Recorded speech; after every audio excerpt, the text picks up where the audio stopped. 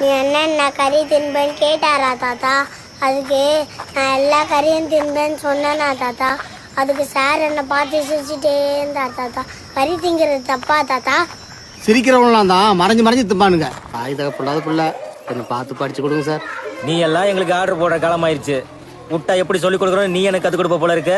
தப்பு சார். நீங்க தான் எங்களாட்ட இருக்கிறவங்களுக்கு சாமியாட்டம். அதான் ஒரு வார்த்தை வரம் கேட்டேன். என்ன பூச்சிப்பா, சாருகிட்ட போய் வரம் கேட்குற? அவரோட டெம்பரரி வேலையை நிரந்தரமான்ட்டு எந்த சாமிகிட்ட போய் வரம் கேட்டு வந்தாருன்னு தெரியல.